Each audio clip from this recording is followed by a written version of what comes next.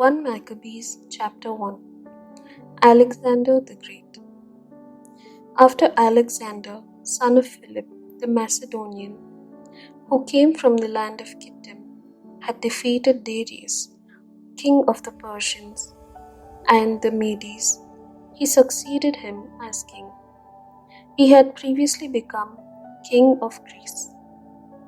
He fought many battles, conquered strongholds, and put to death the kings of the earth.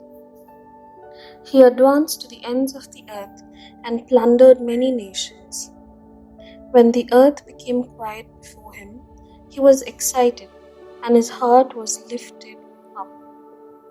He gathered a very strong army and ruled over countries, nations, and princes, and they became tributary to him. After this, he fell sick and perceived that he was dying. So he summoned his most honored officers, who had been brought up with him from youth, and divided his kingdom among them while he was still alive. And after Alexander had reigned 12 years, he died. Then his officers began to rule, each in his own place. They all put on crowns after his death, and so did their sons after them for many years, and they caused many evil on the earth. Antiochus, Epiphanes, and renegade Jews. From them came forth a sinful root, Antiochus Epiphanes, son of Antiochus the king. He had been a hostage in Rome. He began to reign in one of the 137th year of the kingdom of the Greeks. In those days, lawless men came forth from Israel and misled many, saying, "Let us go and make a covenant with the Gentiles round about us. For since we separated from them, many evils have come upon us." This proposal pleased them, and some of them people eagerly went to the king. He authorized them to observe the ordinance of the Gentiles. So they built a gymnasium in Jerusalem, according to the Gentile custom, and removed the marks of circumcision and abandoned the Holy Covenant. They joined with the Gentiles and sold themselves to do evil.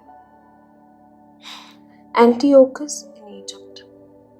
When Antiochus saw that his kingdom was established, he determined to become king of the land of Egypt, that he might reign over both kingdoms. So he invaded Egypt with a strong force, with chariots and elephants, and cavalry, and with a large fleet. He engaged Ptolemy, king of Egypt, in battle, and Ptolemy turned and fled before him, and many were wounded and fell. And they captured the fortified cities in the land of Egypt, and he plundered the land of Egypt. Persecution of the Jews. After subduing Egypt, Antiochus returned in one of the 143rd year. He went up against Israel and came to Jerusalem with a strong force. He arrogantly entered the sanctuary and took the golden altar, the lampstand for the light, and all its utensils. He took also the table for the bread of the presence, the cup for drink offerings, the bowls, the golden censers, the curtains, the crowns, and the gold decorations on the front of the table. He stripped it all off. He took the silver and the gold and the costly vessels. He took also the hidden treasures which he found. Taking them all, he departed to his own land. He committed deeds of murder and spoke with great arrogance. Israel mourned deeply in every community. Rulers and elders groaned. Maidens and young men became faint. The beauty of women faded, Every bridegroom took up the lament. She who sat in the bridal chamber was mourning, while the land shook for its inhabitants, and all the house of Jacob was clothed with shame. The occupation of Jerusalem. 2 years later, the king sent to the cities of Judah a chief collector of tribe, and he came to Jerusalem with a large force. Deceitfully he spoke peaceful words to them, and they believed him. But he suddenly fell upon the city, dealt it a severe blow, and destroyed many people of Israel. He plundered the city, burnt it with fire, and tore down its houses and surrounding walls. And they took captive the women and children, and seized the cattle. They then fortified the city of David with a great strong wall and strong towers, and it became their citadel. And they stationed there a sinful people, lawless men, and collecting the spoils of Jerusalem, they stored them there, and became a great snare. It became an ambush against the sanctuary, an evil adversary of Israel continually. On every side of the sanctuary they shed innocent blood. They even defiled the sanctuary. Because of them, the residents of Jerusalem fled. She became a dwelling of strangers. She became strange to her offspring, and she and her children forsook her. Her sanctuary became desolate as a desert. Her feasts were turned into mourning, her Sabbaths into reproach, her honor into contempt. Her dishonor now grew as great as her glory. Her exaltation was turned into mourning. Installation of Gentile cults. Then the king wrote to his whole kingdom that all should be one people, and that each should give up his customs. All the Gentiles accept the command of the king. Many, even from Israel, gladly adopted his religion. They sacrificed to idols and profaned the Sabbath. And the king sent letters by messengers to Jerusalem and the cities of Judah. He directed them to follow customs strange to the land, to forbid burnt offerings and sacrifices and drink offerings in the sanctuary, to profane Sabbaths and feasts, to defile the sanctuary and the priests, to build altars and sacred precincts and shrines for idols, to sacrifice swine and unclean animals, and to leave their sons uncircumcised. They were to make themselves abominable by every unclean and profane, so that they should forget the law and change all the ordinances. And whoever does not obey the command of the king shall die. In such words he wrote to his whole kingdom. And he appointed inspectors over all the people, and commanded the cities of Judah to offer sacrifice, city by city. Many of the people, everyone who forsook the law, joined them, and they did evil in the land. They drove Israel into hiding in every place of refuge they had. Now, on the 15th day of Chislev, in the 145th year, they erected a desolating sacrilege upon the altar of burnt offering. They also built altars in the surrounding cities of Judah, and burnt incenses at the doors of the houses and in the streets. The books of the law which they found, they tore to pieces and burnt with fire. Where the book of the covenant was found in possession of anyone, or if anyone adhered to the law, the decree of the king condemned him to death. They kept using violence against Israel, against those found month after month in the cities. And on the 25th day of the month, they offered sacrifice on the altar which was upon the altar of burnt offering. According to the decree, they put to death the women who had their children circumcised, and their families, and those who circumcised them. and they hung the infants from their mothers' necks. But many in Israel stood firm and were resolved in their hearts not to eat unclean food. They chose to die rather than be defiled by the food or to profane the holy covenant. And they did die, and very great wrath came upon Israel. 1 Maccabees chapter 2. Mattathias and his sons. In those days, Mattathias, the son of John, son of Simeon, a priest of the sons of Joarib, moved from Jerusalem and settled in Modin.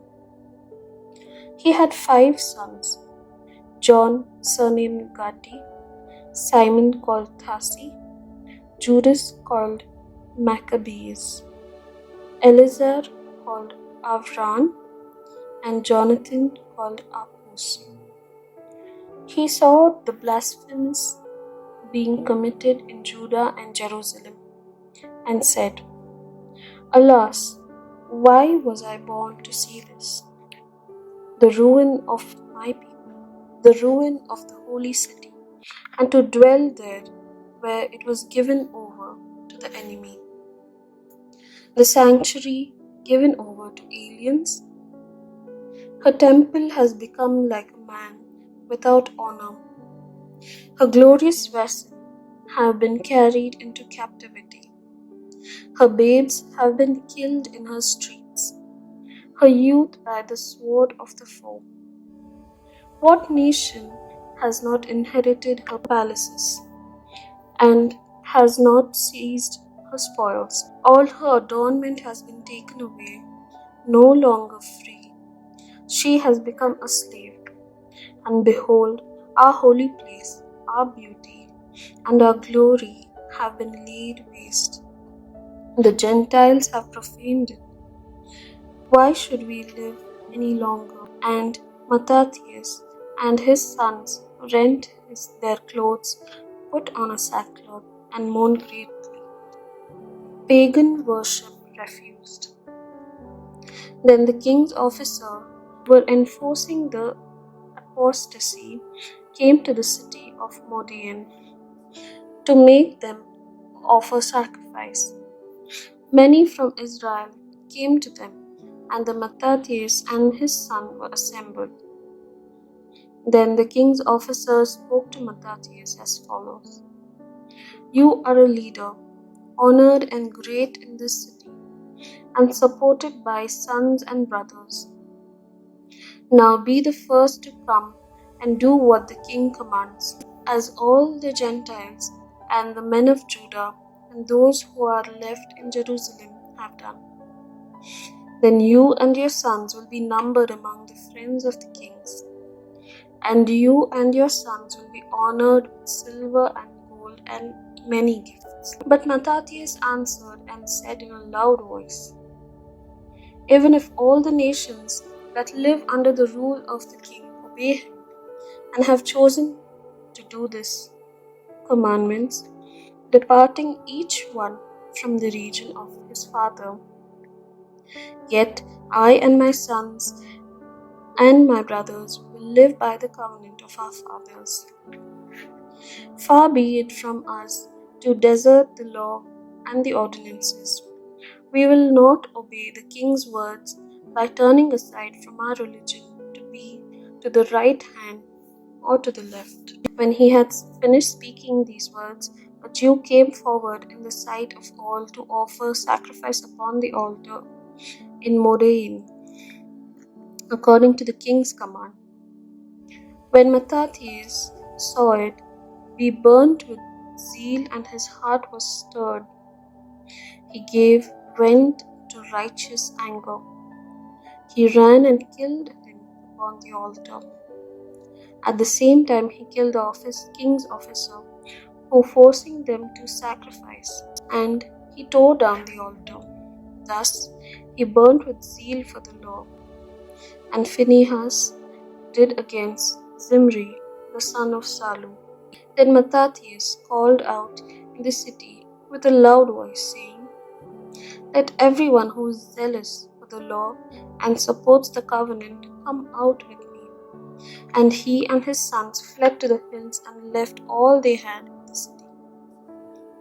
Then many who were seeking righteousness and justice went down to the wilderness to dwell there. They, their sons, their wives, and their cattle, because evil pressed heavily upon them. And it was reported to the king's officers and to the troops in Jerusalem, the city of David, that men who had rejected the king's command had gone down to the hiding places in the wilderness. Many pursued them and overtook them. They encamped opposite them and prepared for battle against them on the Sabbath day. And they said to them, "Enough of this. Come out and do what the king commands, and you will live." But they said, "We will not come out, nor will we do what the king commands, and so profane the Sabbath day." Then the enemy hastened to attack them, but they did not answer them or hurl a stone at them or block up their hiding places. For they said, "Let us all die in innocence. Heaven and earth testify for us that you are killing us unjustly." So they attacked them on Sabbath day, and they died, with their wives and children and cattle, to the number of 1,000 persons. When Mattathias and his friends learned of it, they mourned for them deeply. And each said to his neighbor, "If we all do as our brethren have done, and refuse to fight with the Gentiles for our lives and for our ordinances, they will quickly destroy us from the earth." So they made their decision that day. "Let us fight against every man who comes to attack us on the Sabbath day. Let us not die as our brethren died in their hiding places." Counter-attack. Then they were united with them, a company of Hasidians, mighty warriors of Israel, every one who offered himself willingly for the law. And all who became fugitives to escape their troubles joined them and reinforced them. They organized an army and struck down sinners in their anger, and lawless men in their wrath. And survivors fled to the Gentiles for safety. And Mattathias and his friends went about and tore down the altars. They forcibly circumcised all the uncircumcised boys they found within the borders of Israel. They hunted down the arrogant men, and the work prospered in their hands. They rescued the law out of the hands of Gentiles and kings, and they never let the sinner gain the upper hand. The last words of Mattathias. Now the days drew near for Mattathias to die, and he said to his sons, "Arrogance and reproach have now become strong. It is a time of ruin and furious anger. Now, my children, show zeal for the law, and give your lives for the covenant of our fathers. Remember the deeds of the fathers, which they did in their generations, and receive great honor and an everlasting name.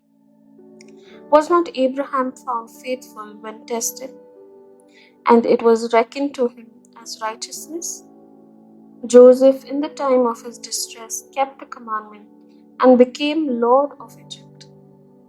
Phinehas, our father, because of whom he was deeply zealous, received the covenant of everlasting priesthood.